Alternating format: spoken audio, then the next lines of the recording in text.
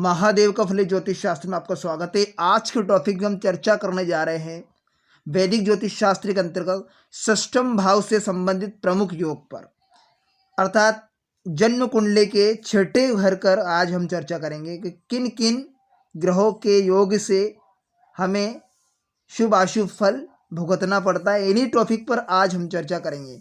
Topic पर चर्चा करने से पहले मैं आपको बता देना चाहता हूं, यदि आप मेरे चैनल पर नए दर्शक हो तो कृपया चैनल को सब्सक्राइब कर लिए, साथ में घंटे के बटन को दबा दीजिए ताकि मैं जो भी नया वीडियो अपलोड करूं उसका नोटिफिकेशन सबसे पहले आपके पास पहुंच जाए। हाँ, खास करके आपसे निवेदन है, कृपया वीडियो को लाइक किया करें। आपका लाइक करने से कोई पैसा नहीं लग रहा है, बल्कि मेरा मनोबल उत्साहवर्धन का काम करता है। तो कृपया आप वीडियो को लाइक किया करें ताकि मैं कुछ और अच्छे से नए टॉपिक पर वीडियो बनाकर आप तक पहुंचाऊं। तो बिना समय गवाए हुए फटाफट हमारे टॉपिक की ओर बढ़ते हैं। पहले बिंदु पर चर्चा कर लेते हैं। यदि लग्नेश और दशमेश में शत्रुता हो और दशमेश षष्ठम भाव में गया हो या लग्नेश से छठे भाव में स्थित हो, दशम भाव के स्वामी, तो क्या होगा? पिता पुत्र में वैमनस्य रहेगा। पिता पुत्र में क्या रहेगा? झगड़ा रहेगा, दोनों के बीच में खटासपन रहेगा। उदाहरण के अनुसार यहाँ पर हम जन्म कुंडली का निर्माण कर ले तो उसी के अनुसार हम यहाँ पर देखेंगे। तो जैसे कि हम यहाँ पर जन्म कुंडली का निर्माण कर रहे हैं, तो मैं जन्म कुंडली बना लेता हूँ। तो यहाँ पर उदाहरणार्थ एक सिंह लग्न के कुंडली ले लेते हैं। क्रम के अनुसार राशि फिल कर लेते हैं। 6, 7, 8, 9, 10, 11, 12, 1, 2, 3, 4 एक क्रम के अनुसार हमने राशि फिल कर ली। अब यहाँ पर क्या है कि जो लग्नेश और इस भाव के स्वामी बनते, लग्न क्या है? सिंह लग्न की कुंडली है हमारी। तो लग्नेश क्या हुआ? हमारे सूर्य देवता हुए। कौन बने? सूर्यदेव। अब यहां पर सूर्य और दशमेश हमारे बनते हैं जो कि शुक्रदेव। कौन बनते हैं? शुक्रदेव हमारे दशमेश है। तो दशमेश षष्ठम भाव में गया हो, अर्थात जन्म कुंडली में दशमेश जो दशम भाव के स्वामी है वो कहां पर चला गया हो? छठे घर में बैठा हो, यानी शुक्रदेव छठे घर में बैठे है ना। तो षष्ठम भाव में गया हो, या फिर लग्न भाव के स्वामी लग्न गति ही बैठे हो। लग्न भाव में जो राशि है, जैसा सूर्यदेव सिंह लग्न के अधिपति सूर्यदेव बनते हो, लग्न में बैठे, प्रथम भाव में बैठे स्वयं की राशि में। तो यहां से लग्न जहां बैठा उससे छठे घर में दशम भाव के स्वामी शुक्रदेव बैठे हो। तो ऐसी कंडीशन में क्या होगा? पिता पुत्र के बीच में वैमनस्य रहेगा, खटासपन रहेगा उनके बीच में, ठीक है ना। तो इस प्रकार से कंडीशन जातक के साथ में घटित होगी। तो ये हमने उदाहरण के अनुसार ये जन्म कुंडली का निर्माण करके इस पर चर्चा की। अब नेक्स्ट बिंदु पर हम चर्चा कर लेते हैं। यदि चतुर्थेश लग्नेश से छठे भाव में स्थित हो, यानी चौथे भाव में जो राशि हो वो लग्नेश से लग्न भाव के जो राशि स्वामी है उससे छठे भाव में गया हो या चतुर्थेश षष्ठम भाव में गया हो, तो जातक के माता से शत्रुता बनी रहेगी। क्या बनी रहेगी? जातक से माता के बीच में शत्रुता बनी रहेगी। अब इससे भी हम उदाहरण के अनुसार कुंडली को चेक कर लेते हैं, कुंडली में बना लेते हैं। तो ये कुंडली का निर्माण कर रहा हूं मैं, जैसे कि आप देख पा रहे हैं। यदि आप चाहे तो इसके स्क्रीनशॉट ले सकते हैं। तो यहाँ पर हम जन्म कुंडली का निर्माण कर लेते हैं उदाहरण के अनुसार, उदाहरणार्थ के लिए। तो यहाँ पर हम मान लीजिए यहाँ पर कर्क लग्न की जन्म कुंडली है ना, कर्क लग्न की जन्म कुंडली है। तो इस कर्क लग्न का निर्माण कर लेते हैं। 4 नंबर की राशि प्रथम भाव में लिखेंगे, क्रम के अनुसार राशि फिल कर लेंगे, है ना, एंटी क्लॉक के वाइज। तो 5, 6, 7, 8, 9, 10, 11, 12, 1, 2, 3 ये राशि हमने क्रम से फिल कर दी, जो कि कर्क राग यानी कर्क लग्न की राशि बनती है हमारे, कर्क लग्न हुआ हमारा। तो कर्क लग्न के अनुसार हम यहाँ पर ग्रह की स्थिति चेक करेंगे। तो यदि चतुर्थेश यानी चौथे भाव के स्वामी बनते हैं यहाँ पर शुक्रदेव। को बनते हैं? शुक्रदेवता। चतुर्थेश लग्न से छठे भाव में गए हो, चौथे भाव के स्वामी हमारे लग्न से छठे घर में गया हो। मान लीजिए छठे घर में शुक्र देवता बैठ गए लग्न से, जो लग्न से छठे घर, और लग्न में जो राशि स्वामी बनते हैं लग्नेश से, लगने से छठे घर में। अब लग्न में चंद्रदेव स्वयं की राशि में बैठे, लगने से छठे घर में कहां पर है? शुक्रदेव बैठे चतुर्थ भाव में। चतुर्थ भाव के राशि अधिपति बने शुक्रदेव, छठे घर में लगने से छठे भाव में। तो यहां पर क्या होगा? चतुर्थ लगने से छठे भाव में स्थित हो, क्योंकि लग्न भाव के स्वामी बनते हैं, लगने के स्वामी बनते हैं चंद्रदेव, क्योंकि कर्क राशि का अधिपति चंद्रदेव बनते हैं। और चंद्र से छठे घर में बनते हैं हमारे शुक्रदेव आ गए, क्योंकि चौथे भाव के स्वामी चतुर्थ वो बनते शुक्रदेव, वो छठे घर में चल गए, लग्न से छठे घर में, है ना। तो चतुर्थ षष्ठम भाव में गया हो, ने चौथे भाव में गया हो, चौथे भाव के स्वामी षष्ठम भाव में चला गया, ठीक है, उदाहरण के अनुसार हमने देख रहा। तो जातक का संबंध क्या होगा? माता से विच्छेद रहेगा, तो जातक की माँ के बीच में उसका संबंध खराब रहेगा। तो इस प्रकार सेकंड पॉइंट को हमने क्लियर किया। नेक्स्ट बिंदु पर हम चर्चा कर लेते हैं। यहां पर देखेंगे, यदि राहु शनि मंगल से कोई भी ग्रह छठे स्थान में हो, राहु शनि से कोई भी ग्रह छठे घर में गया हो, छठे स्थान पे हो, कोई भी शुभ ग्रह छठे स्थान पर दृष्टि डाल रहे हो, तो जातक शत्रुंता व युद्ध में विजय प्राप्त करता है।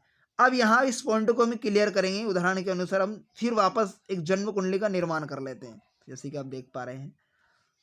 तो यहां पर हम देखेंगे, जैसे ये तुला लग्न की कुंडली, जो कि 7 नंबर जो तुला राशि का अंक होता है, तो हम क्रम से अपोजिट क्लॉक के अनुसार हमने अंक फिल कर देंगे। 7, 8, 9, 10, 11, 12, 1, 2, 3, 4, 5, 6, ये तुला लग्न की कुंडली है। अब तुला लग्न की कुंडली में हम यहां पर देखेंगे, यदि राहु शनि मंगल में से कोई भी ग्रह छठे, तो या तो राहु देव या शनि देव छठे स्थान में, दोनों में से कोई भी ग्रह मौजूद हो, छठे स्थान में हो, और कोई ग्रह छठे स्थान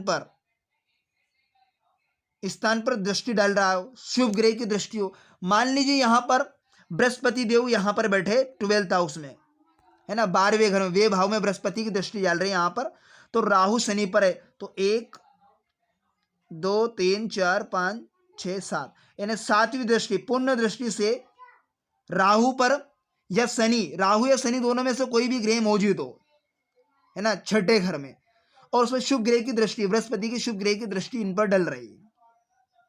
तो ऐसी कंडीशन में क्या होगा? तो जातक को क्या कंडीशन होगी? तो जातक को ऐसी कंडीशन में क्या होगा कि अगर पूर्ण दृष्टि, शुभ ग्रह की दृष्टि हो, डाल रहा हो, तो जातक शत्रुंतर विजय प्राप्त होगा, युद्ध में विजय प्राप्त करता है। कि चौथे घर में शत्रु का लड़ाई झगड़ा, है ना, तो छठे घर से क्या देखा जाएगा? शत्रु, रोग, बीमारी, है ना। तो ऐसी कंडीशन में विजय प्राप्त कर लेगा वो अपनी बुद्धि में से और शत्रुंता पर। तो इस कंडीशन से हमने थर्ड पॉइंट को भी क्लियर किया। नेक्स्ट बिंदु पर हम चर्चा करेंगे। यदि आप चाहते हैं इन सभी का स्क्रीनशॉट लेते जाइए। अब नेक्स्ट बिंदु पर हम चर्चा करेंगे यहां पर, यदि मंगल से युक्त होकर चंद्रमा शत्रु भाव में हो, अगर मंगल देव के साथ में चंद्रमा की युति छठे घर में हो, तो जातक की मृत्यु शस्त्र प्रहार या रोगों से, अग्नि में जल जाने से होती है, ठीक है ना। शनि चंद्रमा से संयुक्त हो जातक मृत्यु या वायु विकार या पत्थर पर चोट लगने से होती है। अब इसी को हम समझेंगे उदाहरण के अनुसार। तो यहां पर देखेंगे, एक टेबल बना लेते हैं, टेबल का निर्माण करते हैं हम। तो यहां पर हम देखेंगे, मंगल से युक्त चंद्रमा, मंगल से युक्त चंद्रमा, अगर मंगल देव चंद्रमा के साथ में हो, मंगल से युक्त चंद्रमा छठे घर में हो, मंगल देव और चंद्रदेव छठे घर में हो, ठीक है। अब छठे घर में हो तो मंगल और चंद्रमा की युति छठे घर में बनी हो, वैसे त्रिक भाव 6, 8, 12, यानी 6 और 8 और 12, ये भाव हमेशा त्रिक भाव ध्रुव स्थान के नाम से जाने जाते हैं, खराब भाव है। अब 6, 8, 12 में कहीं भी चंद्रमा बैठ जाए तो खराब रिजल्ट देगा, नेगेटिव रिजल्ट ही देगा यहाँ पर। तो ऐसी कंडीशन में क्या होगा कि चंद्रमा क्या हो, मंगल से युक्त चंद्रमा शत्रु भाव में हो, तो छठा घर शत्रु का भाव होता है ना, रोग का, छोटी मोटी बीमारी का नहीं हो, तो जातक की मृत्यु शस्त्र और रोगों से होगी, यह तो अग्नि में जलकर उसकी मृत्यु होगी।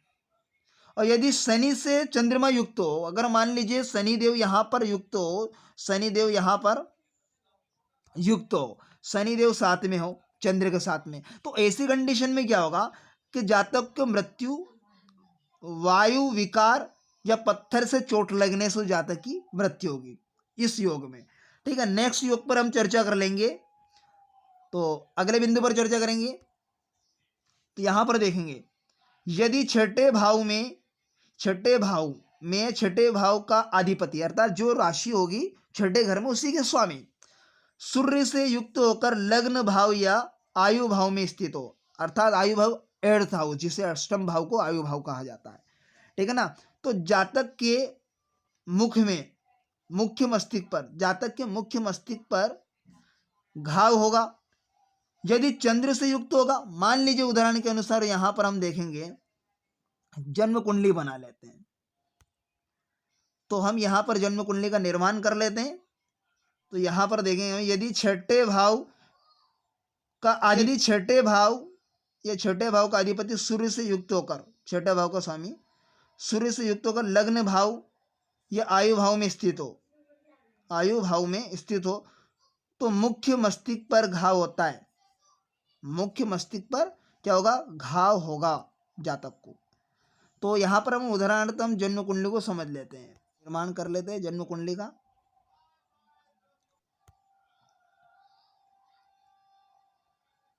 तो यहाँ पर क्रम के अनुसार हम राशियां भरेंगे, तो हम जन्म कुंडली का निर्माण कर लेते हैं। तो मेष लग्न की जन्म कुंडली 1 2 3 4 5 6 7 8 9 10 11 12। अब यहाँ पर क्या है, अब यहाँ पर मुख्य बिंदु पर आते हैं। भाव, ये छठे भाव का स्वामी सूर्य से युक्त होकर लग्न भाव ये आयु भाव में स्थित हो।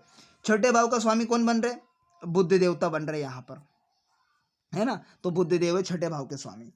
अब यहाँ क्या होता है, छठे भाव का स्वामी सूर्य से युक्त हो, मतलब छठे भाव का स्वामी सूर्य से युक्त होकर लग्न में बैठा हो। छठे भाव का स्वामी बुध देव, अब बुध और सूर्य देव लग्न भाव में ही बैठे हैं। कहाँ बैठे हैं, लग्न में। ठीक है, अब लग्न भाव में ही बैठे हैं तो स्थित हो तो जातक को मस्तिष्क पर घाव होगा। क्या होगा, जातक के सिर पर कि यदि चंद्रमा से युक्त हो तो ताल्लुक यानी जीवान, ताल्लुक का वर्ण होगा। क्या होगा, ताल्लुक का वर्ण होगा। ठीक है ना, ताल्लुक का वर्ण होगा। और यदि वहां क्या हो, मंगल से युक्त हो, मंगल से युक्त हो और तो क्या होगा, कंठ में घाव। और बुध से युति बनी हो तो हृदय से संबंधित उसको परेशानी होगी। शनि से और यदि बृहस्पति से युक्त हो तो नाभि के नीचे वाले व्रण खराब होंगे।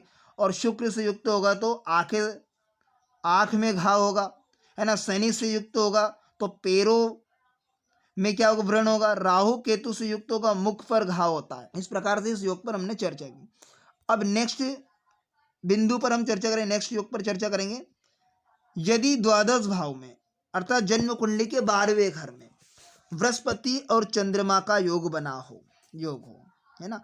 तो बुध छठे या तीसरे लग्न में, बुध छठे तीसरे या लग्न भाव में जातक की गुदा में वर्ण होता है। अगर बुध छठे तीसरे या लग्न भाव में हो तो जातक की गुदा में वर्ण होता है ना।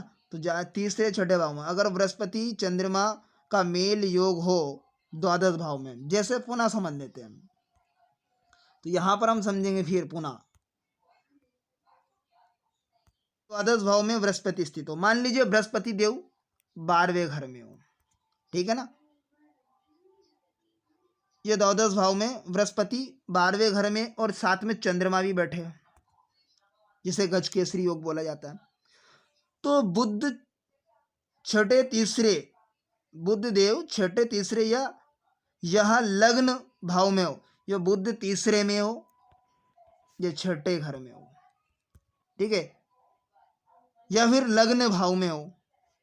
कहा हो, लग्न में हो, लग्न का। तो बुध तीसरे छठे या लग्न भाव में हो तो जातक को गुदा संबंधित परेशानी होगी। क्या होगी? गुदा संबंधित परेशानी होगी। में जो राशि है उसके अधिपति पापी ग्रह हो और षष्ठम भाव में पापी ग्रह विराजमान हो, छठे घर के साथ में जो पापी छठे घर में जो राशि है उसके स्वामी षष्ठम भाव में भी पापी ग्रह के साथ में विराजमान हो तो जातक सदैव रोगी रहेगा। क्या रहेगा? जातक सदैव रोगी रहेगा। नेक्स्ट योग पर चर्चा करेंगे। यदि मंगल शनि का योग शत्रु या व्यय भाव में हो, शत्रु के भाव में हो या व्यय भाव में हो, उस पर क्रूर अथवा पापी ग्रह की दृष्टि हो तो कोई शुभ ग्रह उन्हें देखता हो तो क्या होगा? गंडमाल रोग जातक को होगा, उस रोग से पीड़ित होगा। तो हम यहाँ पर पुनः समझ लेते हैं। तो यहाँ पर हम देखेंगे जन्म कुंडली का निर्माण हम कर रहे हैं। तो मंगल देव या शनि देव छठे घर में बैठे हो। कहाँ बैठे हो? छठे घर में। या फिर वो बैठ जाए मंगल देव और शनि देव 12वें घर में और इन पर क्या हो कि पापी ग्रह की दृष्टि हो अथवा क्रूर ग्रह या सूर्य की हो या मंगल की हो, पापी ग्रह के अंतर्गत या शुक्र की हो तो इन पर कोई भी शुभ ग्रह की दृष्टि पड़ रही हो। मान लीजिए यहां पर हम उदाहरण के अनुसार यहां पर बैठे हैं, पापी ग्रह की दृष्टि इन पर, यहां पर बैठकर सूर्य देव की दृष्टि इन पर क्रूर ग्रह सूर्य ग्रह, अब इनकी क्रूर ग्रह की इन पर दृष्टि डल रही, पूर्ण दृष्टि देख रहे गए क्योंकि 1 2 3 4 5 6 7 सातवीं दृष्टि इन पर पूर्ण दृष्टि मंगल शनि की युति छठे घर में इन पर सूर्य की दृष्टि पड़ रही। यह शुभ ग्रह होकर यहां पर बैठ जाए, चंद्रदेव उड़ जाए, बृहस्पति देव उड़ जाए, अगर तो ऐसी स्थिति में क्या होगा? उन्हें गंडमाल रोग या गंड माला जिसे बोलते हैं गंडमाला रोग से पीड़ित रहेगा जाता। ठीक है, योग पर हम चर्चा कर लेते हैं यहां पर कि यदि शत्रु भाव में मंगल देव विराजमान है छठे घर में, छठे भाव का स्वामी अष्टम भाव में हो, यानी शत्रु भाव में तो मंगल देव या शत्रु भाव का स्वामी अष्टम भाव में हो तो 6 या 12 वर्ष में जातक ज्वर से ग्रस्त रहता है, पीड़ित रहेगा वह व्यक्ति जातक। तो हम इसे भी हम उदाहरण के अनुसार समझ लेते हैं। तो यहां फिर जन्म कुंडली का निर्माण कर लेते हैं हम, है ना। तो जन्म कुंडली का निर्माण कर लेते हैं,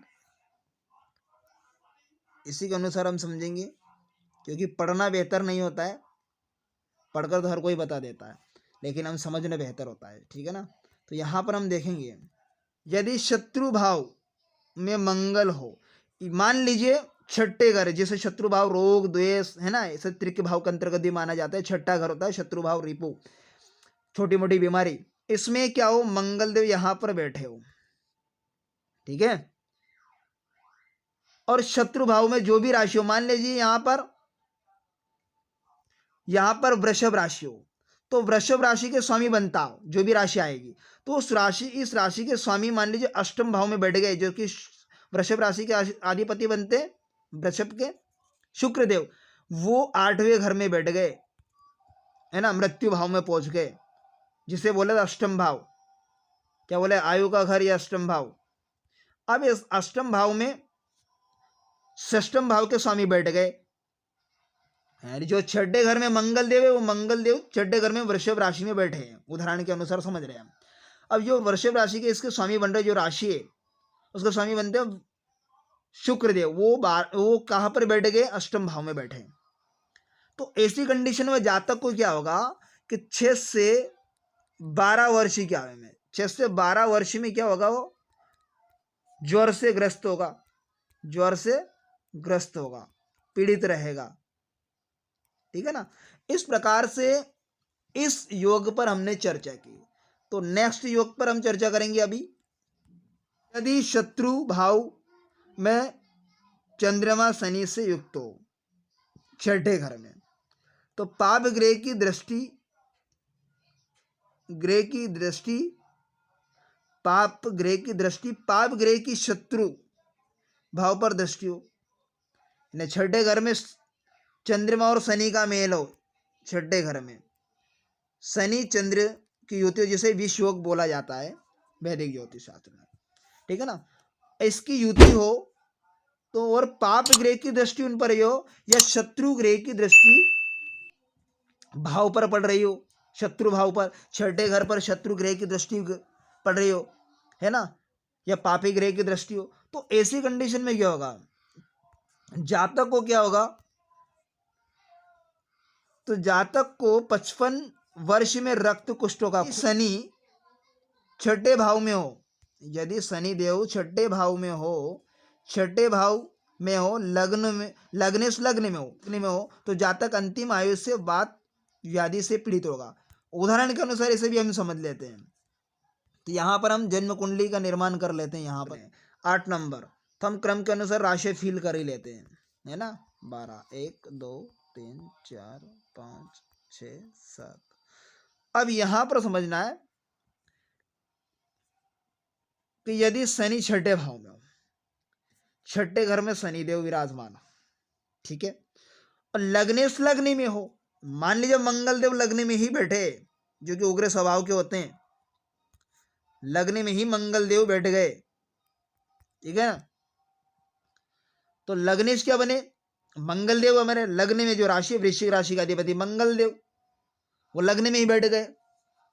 अब ऐसी कंडीशन में होगा कि जातक की अंतिम आयु जो रहेगी, आयु का अंतिम, है ना, तो उसमें क्या होगा, जातक व्याधि से पीड़ित होगा, ठीक है ना। तो इस प्रकार से हमने इस योग पर भी चर्चा की।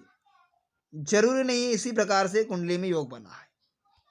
यदि शत्रु स्थान में अष्टमेश, जिसे रिपु बोला जाता है, शत्रु स्थान, है ना, रोग,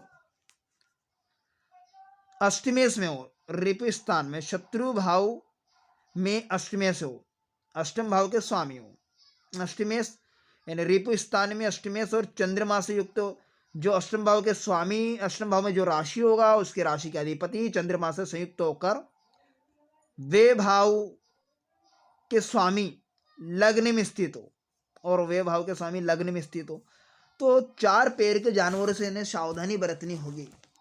पदो अर्थात चौपायों जानवरों से इन्हें भय रहेगा, डर रहेगा, कहीं ना कहीं नुकसान पहुंचाएंगे, इन्हें मार सकते हैं।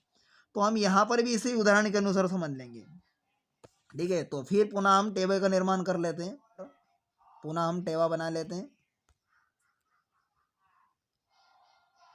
तो ये टेवा बना रहे हैं हम, यदि आप चाहे तो इसका स्क्रीनशॉट ले सकते हैं। तो हम यहाँ पर देखेंगे कि यदि रिपु स्थान, शत्रु स्थान, मान लीजिए हम यहाँ पर कुंडली बना लेते हैं, जैसे मीन लगने की कुंडली है, 12, 1, 2, 3, 4, 5, 6, 7, 8, 9, 10, 11। अब मीन लगने की कुंडली है, तो अष्टमेश शत्रु स्थान, ये छठा घर है जो रोग का, द्वेष का, शत्रुता का रहता है, शत्रु भाव रहते हैं। तो शत्रु स्थान में अष्टमेश, है ना, शत्रु भाव में अष्टमेश, तो अष्टम भाव में जो राशि है वो तुला राशि है, और तुला राशि के अधिपति बनते हैं वो शुक्र देवता बनते हैं, ठीक है ना। अब शुक्र देवता बनते हैं, तो अष्टमेश रिपु स्थान में अष्टम भाव के स्वामी, वो कहाँ पर है, वो छठे घर में, शुक्र देवता छठे घर में, शत्रु के घर में, रिपु स्थान में। और किसके साथ में बैठे, वो चंद्रमा के साथ में युति बनाकर छठे घर में बैठ गए। कौन से घर में, छठे घर में। और वे भाव के स्वामी लग्न में, जो वे भाव के स्वामी, मान लीजिए यहाँ पर शनि देव बनते वे भाव के, खाना यानी द्वादश भाव के स्वामी बनते हैं। यहाँ पर जो द्वादश भाव होता है, जो द्वादश भाव में होते हैं, कुंभ राशि के अधिपति बनते शनिदेव। कौन बनते हैं, शनिदेव। वो कहाँ पर है, लग्नगतु, लग्न में है, शनिदेव कहाँ है, लग्न में। तो ऐसी स्थिति में क्या होगा, जातक को 8 वर्ष की आयु से, 8 वर्ष में चौपाय जानवर से, चौपाय जानवर से क्या होगा, नुकसान होगा, चौपाइयों जानवर से भय रहेगा इससे। तो इस प्रकार से इस योग पर हमने चर्चा की। नेक्स्ट योग पर हम चर्चा कर लेते हैं यहाँ पर कि यदि षष्ठम भाव या अष्टम भाव में राहु हो, यानी फिर रिपु भाव या शत्रु भाव, छठे घर या 8वें घर में राहु देव विराजमान है, और इससे छठे 8वें भाव में शनि बैठे हो तो जातक को जीवन के प्रथम 3 वर्ष घात का रहेगा। सबसे खतरनाक पॉइंट है। मान लीजिए हम यहां पर पुनः समझेंगे, हम टेवा बना लेते हैं, टेवा का निर्माण कर लेते हैं, है ना। यहां पर हम समझेंगे पुनः इसको।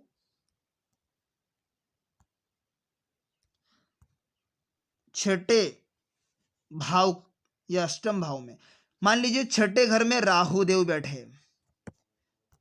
कौन है? राहु देव छठे भाव में, या फिर 8वें घर में राहु देव की युति हो।